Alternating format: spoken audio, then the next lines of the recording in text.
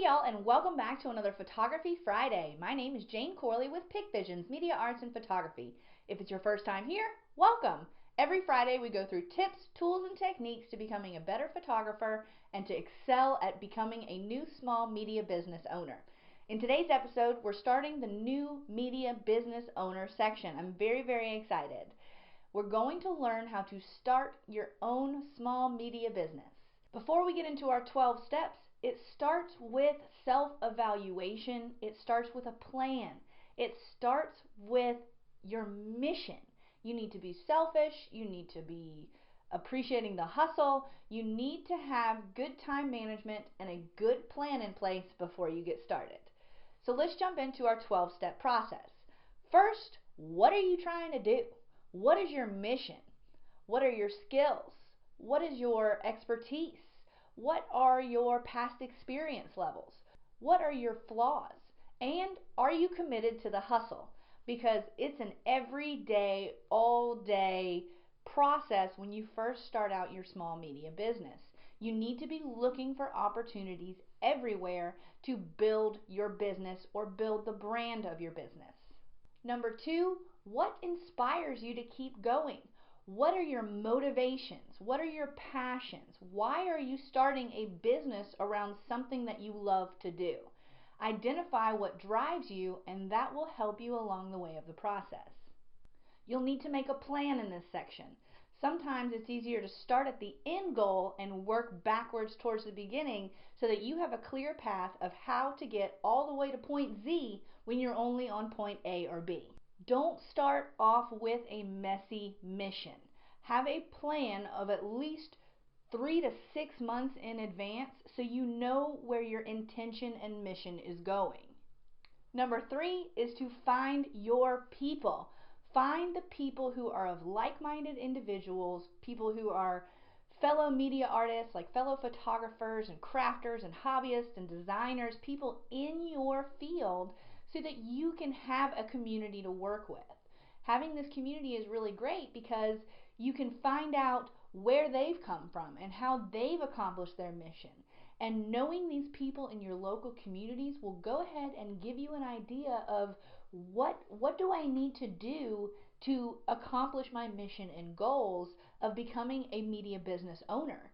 Because these people have done it before me and they know what it takes to get it accomplished.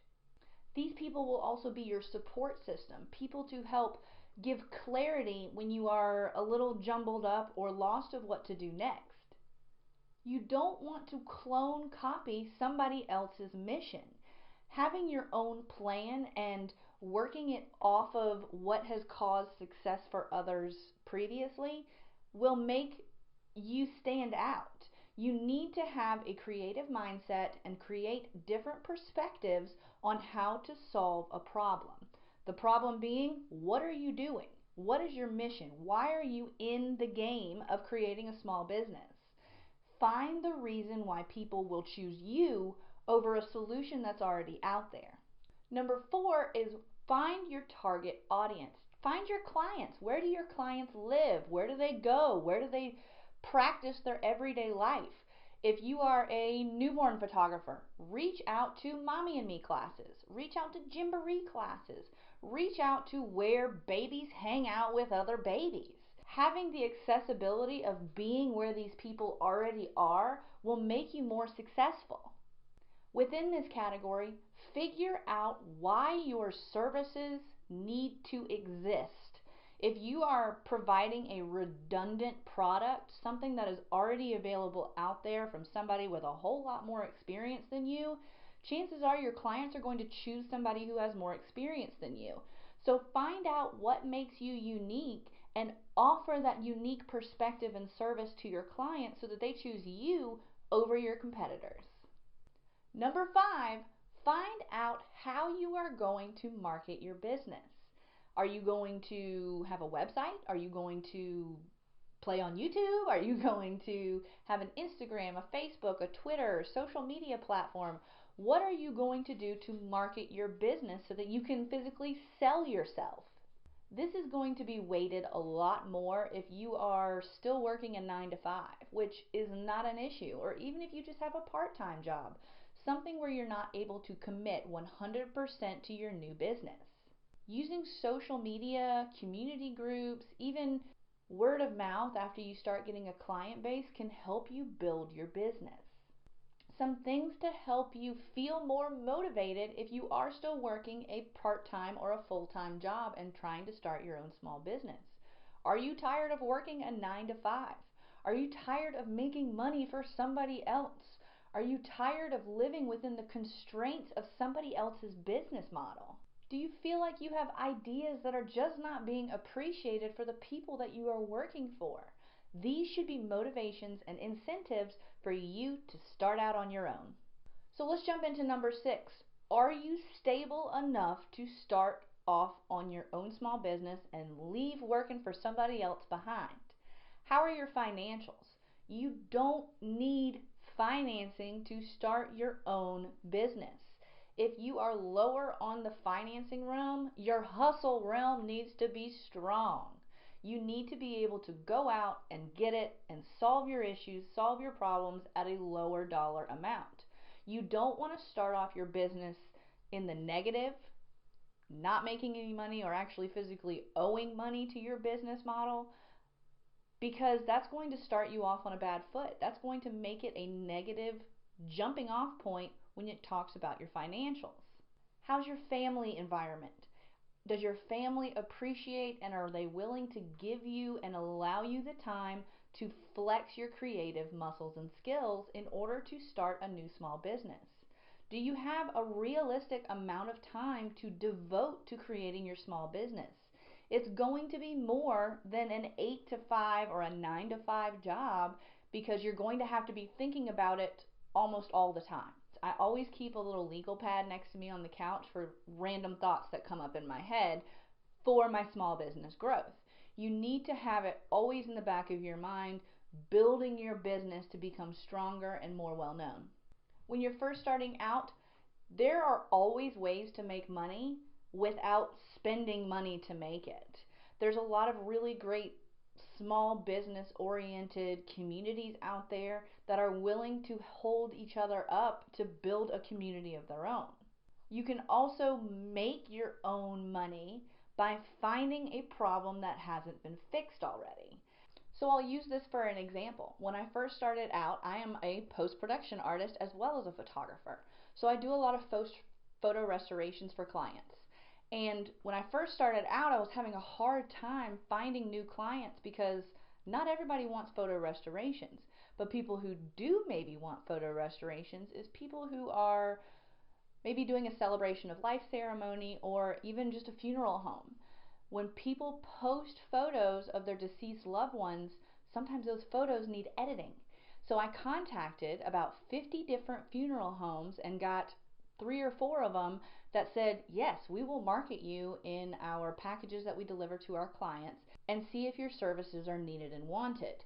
I got a ton of business off of these referrals. This was free to me, and they were actually bringing business to me while I was doing my other sessions and my event photography and my other post-production tasks. So you'll have to get creative about what your mission, what your skills, your experience, what is that going to translate into to provide a service for your clients that's not already being served. If you are just the 3rd or 4th photographer or illustrator or designer or crafter in line behind these other people who have years and years of experience, you can lower your price, but I wouldn't suggest that. You need to value your craft. So the way to solve this issue is to brand yourself to be identified as something that doesn't exist yet. I am a photographer and media artist.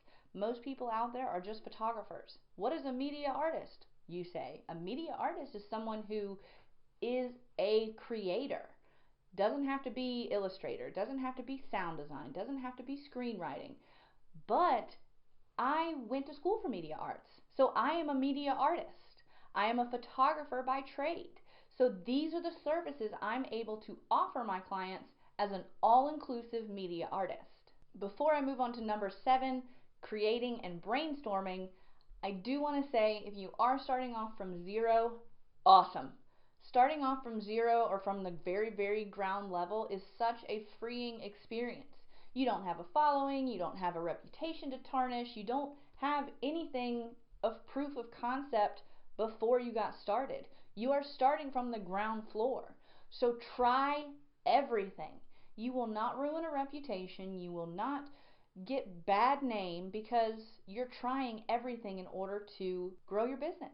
So number 7, create and brainstorm. Now that we know what we want to do, now that we have our mission, now that we have a plan in place for jumping off and starting our small business, we need to figure out what we need to do to accomplish our goals. Not what our plan is, I'm talking the nitty-gritty, what do we need to do to accomplish this massive task and become a successful business. So create and brainstorm. Come up with at least 100 ideas. I'm talking 100 solid ideas that you could talk about or expand on for more than 30 minutes to an hour. Something that you are good at, something that you're passionate about, that you could do every single day. Come up with 100 topics based on that experience and drive. Then for each of those topics, come up with at least 1 to 3 ways that you could share your skills and expertise with your clients. I know this sounds like a lot, but this will actually structure how you are going to spend the next 6 months of your first 6 months of your business. You need to have a clear plan in place and some place to start from and some place to go so that you're clear on where your mission is going to take you. For me, photography, I do love portrait sessions and individual sessions, but my real passion is event photography. I love the aspect of telling a story. So that's my number 1. My number 2 is going to be post-production. I love photo restorations. I love bringing life back into images. And third, I love small business branding. I love taking a new small business and growing it and getting it more popular in its area and just helping them succeed in marketing and branding. So those are my 3 ways to deliver my skills to my clients. And then I was able to build off of those 3 skills to create 100 topics and new opportunities to serve my clients. This gave me a proof of concept, and I was able to create a schedule and stick to it. I knew I wanted to create 3 videos a week, every week for YouTube for 52 weeks. Then I wanted to find out where am I? Where am I standing? What am I doing? So Monday I do post-production classes. Wednesday I do wedding classes because me and my husband just got married and I have all this great content and information that would just go wasted if I didn't want to share it with you guys. And then photography and media arts, because that's where my real passions lie. Photography and media arts. So let's move on to number 8, find your niche. I know in photography and with post-production and media arts, it's kind of a crowded field, but you have to make your own identity. So determine, am I going to get lost in my niche? Am I going to have to hustle a little bit harder to give my clients a reason to choose me other than somebody else who is out there? So let's move on to number 9, do your research. I am a huge fan of video influencers. If you guys haven't checked them out, they are an awesome resource for small business owners to help you build and brand your business. But I love what they say, research before you record. That speaks volumes not just to making YouTube channels. You need to research your clients, research what they want, research what the environment you're going to be working in. Make your plan so that you can have a successful experience with your client and hopefully be booked by that client again because you're so professional. So research, do your research. Find out what's popular in your niche. Find out what services your niche is lacking. Find out where you can fulfill the needs of clients that aren't being fulfilled already. You may have to get a little creative on this, but that's part of being a media artist, is being creative. Or being a small business owner is you have to be creative, and that's all part of the hustle. And never stop learning and growing, even if you've been in the field for years. Figure out what the new trends are, what the new experiences are. Find out what new and growing and trending experiences are and play off those new growing trends that will help you get business as well. So part of doing your research is to build your proof and experience.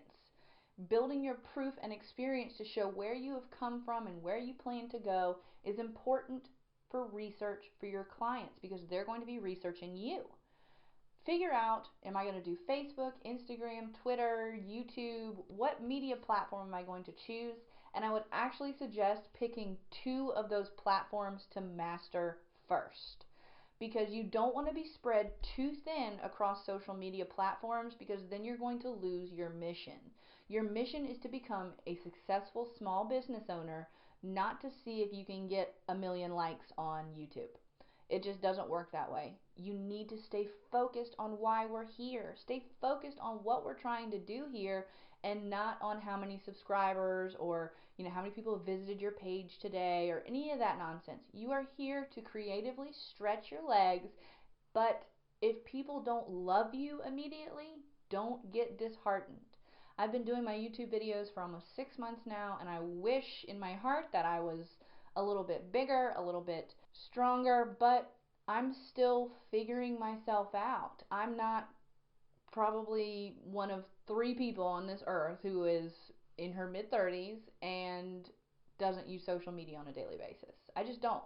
I had to do a bunch of research on Instagram like a 90-year-old woman would about how this all works, because I don't use Instagram. Facebook, maybe a little bit of Twitter, and definitely not YouTube before I started off all this, as you've seen in my previous videos. But it's a growing and learning process, so do your growing, do your learning, and get the experience that it takes to become a successful business owner. Sometimes the trials and tribulations that you experience in the beginning are all part of the magic and fun. They teach you what not to do so that you can be successful at what you do end up needing to do. Number 10 is going to be start testing your vision. Start providing services to your friends, your family, your coworkers, people who are in your community already. You may have to offer them for free to build your portfolio or to get your experience or build a proof of concept if you don't have a lot of experience and proof of concept already from your previous experiences before you started your new small business. But providing this service to your friends, your family, the people who are already in your community will help you build a safe zone. This safe zone will provide creative critique for your family and friends to offer you. They already love you, they already adore you, they already support you, and they're going to give you motivation to continue to build yourself up. I am not one of those people that just, great job, everything's wonderful. I feel like people need criticism. I feel like people need criticism to grow. It doesn't need to be nasty, it doesn't need to be mean, but helping people, helping others become better people, become better business owners is what it's all about. So on top of having a hustle, you also need to have a thick skin and know how to deal with the haters. Haters are out there because they're hiding behind maybe a screen, they're hiding behind their posts, they're hiding behind something where they don't have to tell you this directly to your face. Don't pay any attention to them. Don't pay any attention to them. Thank them for their information, thank them for their feedback, and move on.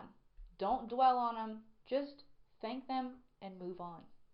Lastly, in number 10, put yourself out there. I cannot say this enough. The more exposure you have into the world you want to service, the people you want to service, the trends that you want to jump on, what you want to do, they're not going to know who you are unless you put yourself out there. You got to go knock on some doors. You got to make some phone calls. You got to market yourself by word of mouth if you're not financially able to provide marketing materials, but at least get yourself some business cards. This is going to bring me to my next topic, number 11, create your identity. Why I haven't put this earlier on the list? Because I don't believe that you need to create your identity until you know what it is you're trying to do. If you have a small business where, well, I've got the best name in the whole entire world, but my mission statement and my business plan is garbage, that name isn't going to last too long, y'all, and you're going to have to end up thinking of another name because your reputation with that name is so garbage, and it's so tarnished with bad performance that you're going to have to come up with something else to breathe life back into your ambitions. So creating your identity is almost like, okay, we're making this serious. We're jumping right in. We're putting it all on paper. We're going to commit to this idea. So until you are ready to commit, wait to create your identity, because you are your name, you are your brand. And I could absolutely say, Jane Corley, Pick Visions, Media Arts and Photography, or even just Jane Corley, Media Arts and Photographer. I could do that, but I wanted to have a sustainable brand where I could physically go and do what it is I wanted to go and do, and it not be clouded with my name. I know my name, but I want my brand to become sustainable. I want to make a service where my brand is sustainable. And I find using my name will get me lost within other creators, because most creators, most photographers and illustrators, they'll use their name. I don't want to use my name. That was just my own personal choice. So create your name, create your identity. Is your name different? Is it eye-catching? Is it something that's sustainable in your market? Does it tell a story of what your mission is? I chose Pick Visions because I'm a photographer, picture perfect visions. That's what I wanted my clients to think of. I wanted you to be able to see and translate your vision. I want, seamless restorations. I want seamless post-production. I want this image of my family, but I don't want it to be just stereotypical posing. I offer a different perspective and look to my image. That's where the visions is translated. My vision offers you a different perspective. Pick Visions.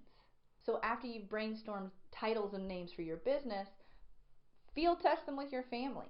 See what people gravitate to a little bit more. See what is more successful in other people's ears. Finding out what looks better, what seems better, what can be maybe translated into a logo or has a motto to it will create a more successful title down the road. And not just jumping and thinking, okay, this is the winner, will help you get an idea of what's going to be successful to other people. Do you have a logo, and are you needing a logo? The answer is get one and yes. If you need to collaborate with an illustrator, awesome. Find a new friend. Collaborations, guys. If you need to do your research, if you need to hire somebody, great. But if you're still on the lower end of finances for your business, just play around on, Paint or Photoshop or Illustrator if you have them. Look up on other YouTube videos of how to create your own logo. Get something together in order to have a brand for your business. Now we get to make it official. Making it official involves going to your local state department and either deciding to be an LLC, a corporation, a partnership. There's lots of other great options online, but find out what kind of business model you need to be. I am an LLC because I need to protect myself, my equipment, and the people that I work for, and that was just my choice. Back in 2013 when I started my business, I wanted to be an LLC. Then you need to register your business. You need to have an FEIN number for your business. This is a tax ID number, a state ID number, something that gives your business a number when it comes to taxes and, filing your bills and getting everything monetary straightened up. Next is going to be your bank account. Go to your bank, go to a state credit union, something that has a 0 monthly fee, something that is going to be easily to sustain, and open a business account. The reason why I say do this after getting your FEIN number is because you cannot open your business without the FEIN number. I would also suggest creating a separate email account if you have not done so already for your media business. If you are a media artist, next will be to create your copyright information. Creating your copyright information is really, really important because this is what's going to go onto your creative inventory or your intellectual property to brand yourself and to eliminate the ability for someone to take your work, because in the field of being an artist, being a photographer, it is easy to have your images copyrighted, and being able to put that metadata information onto your images is crucial. Lastly, in making it official, build your sample invoices and contracts. If you are not familiar with this process, there's wonderful templates online that you can go off of, and there's a lot of lawyers that will sit down with you for a very low cost if you're still mixed up a little bit about contracts. But just do your research. Do your research. Do your research and do your research, because invoices and contracts, something to at least get you started and get you going that won't cost you, are available online, and there are great instructional videos to build your own contracts and invoices on YouTube as well. Number 12 is going to be let's put it all together. Let's put it all together. Everybody, get out a scratch piece of paper. Get out a piece of paper or pull something up on your computer and get a blank document. First, title your business. Then summarize your services. What are you going to do? What services are you providing to your clients? Your mission to the future and your niche that you're fulfilling. Next is your market strategy. Who is your target market? And what strategy are you using to fulfill the needs of that market? Next, plans for development and growth. Where do you want to be in the next 3 months? Where do you want to be in the next 6 months? Where do you want to be in the next 12 months, 24 months, and 36 months? Have at least a year to 2 years of planning done so that you don't have to worry about it, and you can tweak and structure your overall mission as you move along and find your priorities. Next, budget. How do you plan on making money? How do you plan on offering services to individuals in exchange for financial or creative gain? Make a clear idea of what the prices and cost of your services are, so that you're not, I don't, how long are we going to be there, and what do you want? And have a clear idea. Be a professional and have a clear idea what your services are going to cost. This will also include what are your ambitions to give back to your community or to your fellow collaborators in order to help grow your business. I know this sounds like I'm giving you something for free, but in a way, yes, you are giving them something for free, but the experience and the collaboration you're going to get back from them, or the outlet for potential revenue that you're going to get back from them, is invaluable. Next is your daily, weekly, monthly operations plan. What is your week-to-week plan to become successful? What is your overall month plan to become successful in order to prepare for the next month? What do your short-term and long-term goals look like? Are they flexible? Are they not flexible? Because you do want to be able to adjust as needed. So good luck identifying your new small businesses. I cannot wait to see what you guys are doing out there. Leave it in the comments below of all the ideas that you have for your small media business plans. I would love to help you guys out, so let's start a conversation. Like I said, leave it in the comments below and I'd love to hear from you. Until next week, I'm Jane Corley with Pick Visions, Media Arts and Photography. Tune in next time when we talk about client relationships in a new small business. I know this video was long. I appreciate you guys sticking with me, but please do make sure to like this video if you learned something new, subscribe, and ring the bell so you can be notified every time a new video is uploaded every week. See you next time, guys.